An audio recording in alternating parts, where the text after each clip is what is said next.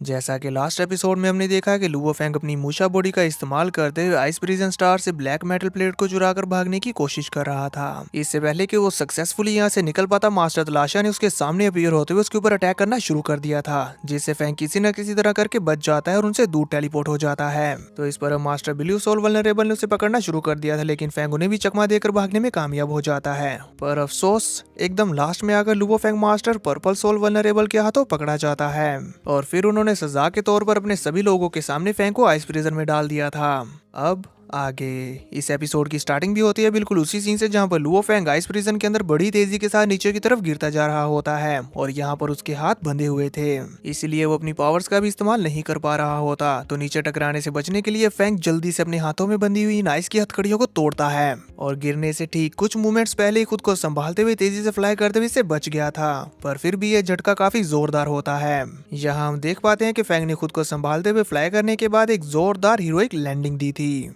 और फिर कहता है यहाँ की सप्रेसिव फोर्स इनक्रेडिबली स्ट्रॉन्ग है और ये जगह भी कॉन्स्टेंटली हिल रही है। फेंग इस जगह का जायजा ले ही रहा होता है कि तभी वाता भी उसे बताती है और तो और यहाँ पर लार्ज स्केल डिटेक्टर भी अच्छे से काम नहीं कर रहा। ये सब जानकर फेंग उससे कहता है कोई ताज्जुब की बात नहीं कि इस आइस हेल्प रीजन को स्टार सील की बराबरी का सीलिंग ट्रेजर कहा जाता है और अब यहाँ पर इन कंडीशंस के चलते divine world teleportation completely impossible है, पर हम अभी भी विजुअल यूनिवर्स के साथ कनेक्ट हो सकते हैं। चलो अब पहले यहाँ का मैप ढूंढते हैं। इतना कहते साथ ही फिर फेंग तेजी के साथ इस जगह को एक्सप्लोर करना शुरू कर देता है। अभी उसकी एक्सप्लोरेशन चल ही रही होती है कि तभी थोड़ी ही देर में उसके ऊपर एक मॉन्स्टर ने अटैक करना शुरू कर दिया था। फेंग उसके अटैक से बचकर ऊपर हवा में आ जाता है और उसे गौर से देखते हुए कहता है एक सोल डिवोरर बीस्ट, इनके पास तो इनेट सीक्रेट टेक्निक्स होती हैं और ये मूशा क्लैन की बराबरी के होते हैं। फेंग को इस तरह से उसे देखते हुए देखकर वो सोल डिवोरर बीस्ट फेंग से कहता है तुमने मुझे पहचान लिया, और फिर वो जोर जोर से फेंग के ऊपर रोर करते हुए अपनी पावर्स को रिलीज कर रहा था।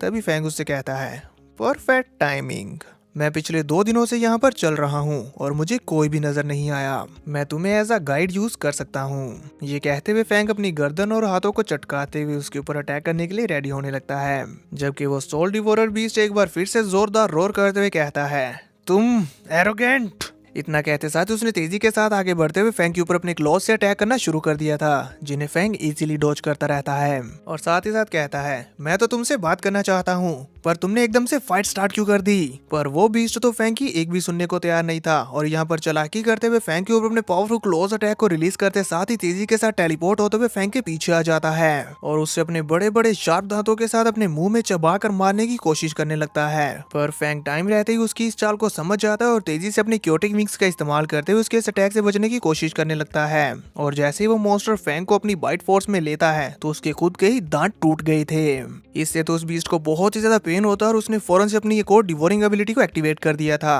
पर इससे पहले कि वो इसमें कामयाब हो पाता, फेंग अपनी बीस्ट गॉड अंडरस्टैंडिंग का इस्तेमाल करते हुए सोल ब्लेड नाम के अटैक से अपनी स्टार सील्स के साथ उस बीस्ट को वहीं पर जान से मार डालता है। इस सोल डिवोरिंग बीस्ट को किल करने के बाद फेंग को मालूम होता है कि ये तो इसकी रियल बॉडी है ही नहीं, इसलिए वो शॉक होते हुए कहता है क्लोनिंग टेक्निक, इसने अपनी रियल बॉडी को छुपाया हुआ है। इतना सोचते साथ ही फिर फेंग तेजी के साथ फ्लाई करते हुए आगे बढ़ना शुरू कर देता है, जहां अब रास्ते में वाता उससे कहती है ये सोल डिवोरर बीस्ट तो लगातार अपने क्लोन्स को बेचते हुए तुम्हारी स्ट्रेंथ को टेस्ट कर रहा है, अब तो मैं इससे तंग आ रही हूँ। इस पर फेंग उससे कहता है हाँ, पर ये कावू क्लैन का वो पर्सन जिसके साथ मैंने फाइट की, ये तो मुझे उससे भी ज्यादा अजीब लगा, क्योंकि जैसे ही उसने मुझे देखा वो अपनी डिवाइन बॉडी को बर्न करते हुए मुझ पर एकदम पागलों की तरह अटैक करने लगा और फिर 1 से 2 मूव्स में मुझसे हारने के बाद वो सडनली जोर जोर से हंसते हुए खुद को सेल्फ डिस्ट्रक्ट कर दिया। इस पर बुवाता फेंग से कहती है मुझे ऐसा लगता है कि ये लोग यहाँ पर रह रहकर काफी पागल हो गए हैं। इस पर फेंग कहता है क्या पता उन लोगों ने यहाँ इस आइस प्रिजन हेल में रहकर क्या क्या इंड्योर किया हो।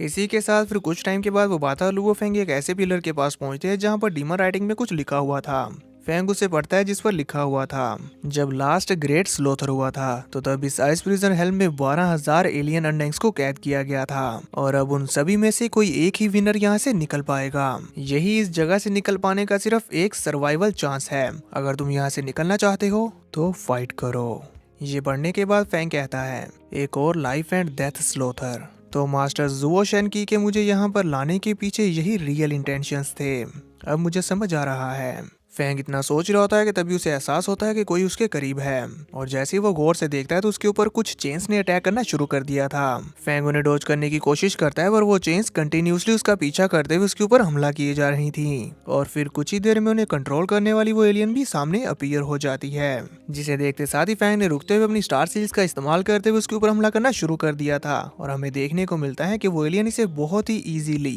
डॉज करते हुए अचानक से फैंग के पीछे टेलीपोर्ट होकर उसे अपने हाथों में जकड़ने की कोशिश करने लगती है। इससे पहले कि वो ऐसा करने में कामयाब हो पाती, फैंग जल्दी से अपनी स्पेस लॉक आर्म का इस्तेमाल करते हुए जल्दी से आसपास की सारी स्पेस को लॉक कर देता है। इससे वो एलियन काफी ज्यादा घबरा गई थी और पैनिक करने लगती है। इस मौके का फायदा उठाते हुए फैंग जल्दी से अपने बीस्ट गोड के क्लो का इस्तेमाल करते हुए उसकी बॉडी के टुकड़े टुकड़े कर देता है, और फिर यहीं पर ही नहीं रुकता बल्कि अपनी लाइन लैटरिंग सोर्स से एक shattering the Galaxy slash attack लगाते हुए उसकी बॉडी को वहीं पर ही खाक कर देता है। इसके बाद अब फैंग उसके रिकवर होने का वेट करने लग गया था, और जब वो वहां पर रीअपीयर होती है तो फैंग पहले ही उसके ऊपर अटैक करने के लिए रेडी था, जो देखकर वो एलियन एक बार फिर से बहुत ज्यादा घबरा जाती है और डरते हुए फैंग से कहती है, रुको रुको, मैं तो बस तुमसे वर्चुअल यूनिवर्स से कनेक्ट होने वाले उस डिवाइस को लेना चाहती थी, ताकि मैं वर्चुअल यूनिवर्स में इंटर होकर आउटसाइड वर्ल्ड से बात कर सकूं। अगर तुम मुझे वो डिवाइस दे देते हो तो मैं तुम्हारे लिए कुछ भी करूंगी। इस पर फैंग उससे कहता है, मेरे पास ऐसा कोई डिवाइस नहीं है, लेकिन अगर तुम मुझे यूजफुल इन्फॉर्मेशन देती हो तो मैं तुम्हें यहाँ से जिंदा जाने दूंगा।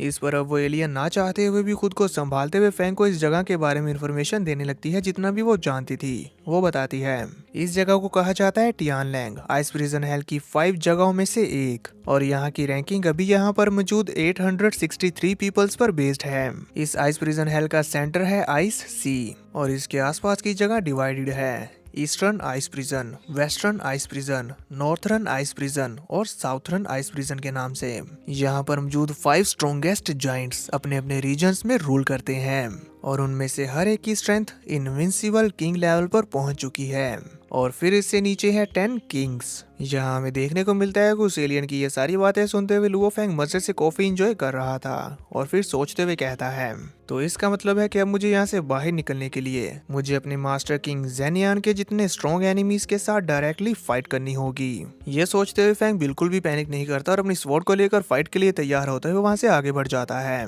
और यहाँ हम साथ ही साथ देख पाते हैं कि फैंग ने अपना माइक्रो डिटेक्टर ऑन किया हुआ था, ताकि कोई भी वॉरियर उसके करीब से गुजरने के बावजूद भी उसे ना पकड़ पाए। इसके बाद फिर हमें दिखाया जाता है कि कई सारे अलग अलग रेस के पावरफुल बीइंग्स फैंग को ढूंढ रहे होते हैं, जिसमें beast race, insect race, demon race और भी कई सारी रेसेस शामिल हैं। वो लोग आपस में बात करते हुए कहते हैं, मैंने सुना है कि वो न्यू कमर ह्यूमन है, जिसका मतलब है कि उसके पास जरूर वो वर्चुअल यूनिवर्स से कनेक्ट होने वाली डिवाइस होगी। अगर हम लोग वर्चुअल यूनिवर्स में इंटर हो पाए तो इसके लिए कुछ भी सेक्रीफाइस करना वर्थ इट होगा। यहाँ पर जो दूसरी रेसिस के वॉरियर्स जब लुओ फैंग को नहीं ढूंढ पाते तो गुस्से में फ्रस्ट्रेट होते हुए कहते हैं, हमने तकरीबन हर जगह ढूंढ लिया है, आखिर वो ह्यूमन कहाँ गया, हमें अभी तक मिला क्यों नहीं। तभी इसी सीन में हमें दिखाया जाता है कि फैंग उनके ठीक नीचे एक आइस ग्लेशियर में छुपा हुआ था, और कोई भी उसकी प्रेजेंस को ना ढूंढ सके, इसलिए उसने अपने माइक्रो डिटेक्टर को ऑन किया हुआ है। फैंग यहाँ पर बैठे हुए ध्यान लगाकर अपनी कल्टीवेशन पर फोकस कर रहा होता है। तभी वो वाता बाहर आते हुए उससे कहती है, यहाँ इस आइस प्रिजन हेल में ट्रैप रहना कितना ज्यादा लोनली और बोरिंग है।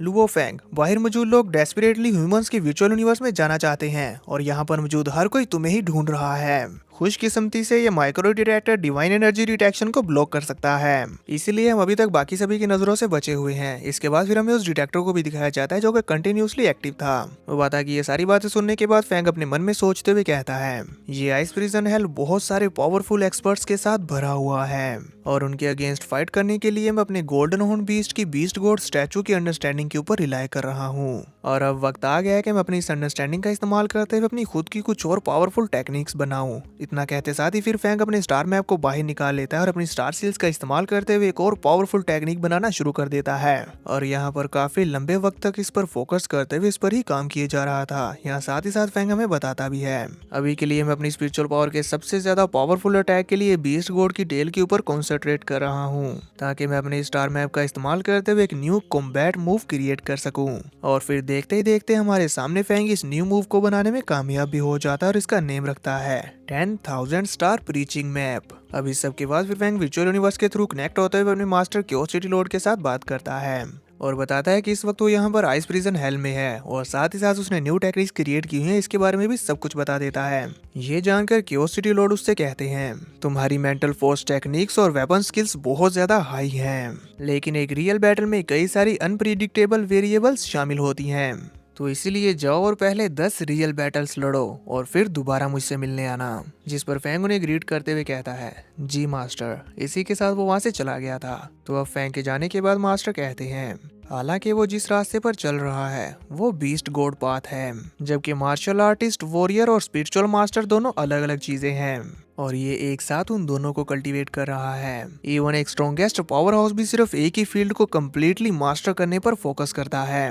अगर ये ऐसे ही अपने अटेंशन को दोनों चीजों को सीखने के लिए डिवाइड करता रहा तो इसे आगे चलकर बहुत सफर करना पड़ेगा। अभी के लिए इसे रोकने की बजाय मैं इसे ये एक्सपीरियंस करने देता हूँ। क्यूरियोसिटी लॉर्ड की इन बातों से हमें ये मालूम हो जाता है कि वो असल में फैंग को लेकर काफी परेशान हो रहे हैं, क्योंकि वो नहीं चाहते कि उनके डिसाइबल के साथ कुछ भी गलत हो। इसी के साथ सीन कट होकर हम देखते हैं लुओ फैंग को, जो कि अब उस आइस ग्लेशियर से बाहर आता है और यहाँ पर मौजूद सभी लोगों का अटेंशन अपनी तरफ करते हुए कहता है एवरीवन, जो कोई भी मेरा सामना करने की हिम्मत रखता है आगे बढ़ो। फैंग का इतना कहने था कि वहाँ की सारी जगह जोर जोर से हिलने लगती है और उसके अंदर से थंडर लाइटनिंग बाहर आ रही थी, जो देखकर वहाँ पर मौजूद जितने भी पावरफुल बीइंग्स होते हैं वो काफी ज्यादा घबराते हुए कहते हैं ये क्या हो रहा है, इतनी मैसिव एनर्जी फ्लक्चुएशंस, ये तो वो ह्यूमन है। फैंग यहाँ पर खुद अपनी पावर्स को रिलीज कर रहा था और अब यहाँ पर जैसे इन्हें फैंग की प्रेजेंस महसूस होती है तो ये सभी लोग फौरन से फैंग की तरफ बढ़ने लग गए थे, जबकि इधर फैंग भी मुस्कुराते हुए अपनी लाइन लाइटनिंग स्वॉर्ड को बाहर निकालकर फाइट के लिए तैयार हो चुका था। और अब यहाँ पर धीरे धीरे करके कई सारे मॉन्स्टर्स ने फैंग को चारों तरफ से घेर लिया होता है। तभी हमें एक पावरफुल बीस्ट को दिखाया जाता है जो कहता है सभी 10 किंग्स और 5 जाइंट्स इस ह्यूमन को ढूंढने में लगे हुए हैं, लगता नहीं ये ज्यादा देर तक जिंदा बचेगा। इसी के फौरन बाद फिर हमें एक और पावरफुल बीइंग को दिखाया जाता है जो कि अपने थ्रोन के ऊपर बैठा हुआ था और फैंग के बारे में सुनने के बाद वो अपनी जगह से अंगड़ाई लेते हुए उठता है और अपनी पूरी बॉडी जो कि जकड़ चुकी है अंगड़ाइयां लेते हुए और स्ट्रेचिंग करते हुए उसे आजाद करता है। उसकी इसी अंदाज से हमें ये आइडिया हो जाता है कि ये काफी लंबे अरसे के बाद फाइट के लिए कहीं बाहर जाने वाला है। इधर वो एलियन बींग्स जिन्होंने फैंग को चारों तरफ से घेरा हुआ है वो अटैक करने के बारे में सोच रहे होते हैं कि तभी वहां पर किसी के जोर जोर से हंसने की आवाज आने लगती है, जो सुनकर तो वो वाता भी घबरा गई थी और हैरान हो ही रही होती है कि तभी वहां पर वो बंदा अपीयर हो गया था, जो कि एक लाइन टाइप बीस्ट होता है। उसके अंदर से थंडर लाइटनिंग निकल रही होती है और वो जोर जोर से हंसते हुए कहता है ह्यूमन, आखिरकार तुमने सामने आने की हिम्मत कर ही ली। ये कहते हुए वो लगातार अपनी पावर्स को रिलीज कर रहा होता है। तो अब बाता उसके बारे में फैंग को बताती है ये तो 10 किंग्स में से एक रोरिंग थंडर किंग है और ये लॉ ऑफ टाइम का एक्सपर्ट है। यहाँ पर इधर फैंग भी अपनी डोमेन को एक्टिवेट करते हुए अपनी पावर्स को रिलीज करते हुए उससे कहता है मैं भला हिम्मत क्यों नहीं करूंगा। तो इस पर अब वो रोरिंग लाइन किंग अपनी पावर्स को रिलीज करते हुए फैंग की तरफ देखकर एक इविल स्माइल देते हुए उससे कहता है लगता है कि मेरे हाथों से तुम्हारा मरना तय है। ये कहते हुए उन दोनों के ओराज एक दूसरे के साथ टकरा रहे होते हैं और इससे कितनी ज्यादा पावर्स रिलीज हो रही थी इसका अंदाजा हमें आसपास मौजूद लोगों से ही हो जाता है, क्योंकि वो इनके प्रेशर से ही पीछे पीछे हट रहे थे। और यहाँ से हमें मालूम हो जाता है कि ये सभी लोग रोरिंग थंडर ड्रैगन से काफी ज्यादा डरते हैं। तो अब देखेंगे नेक्स्ट एपिसोड में कि आखिर इन दोनों में से कौन जीतेगा, और नेक्स्ट एपिसोड भी दोस्तों आपको जल्दी ही मिल जाएगा।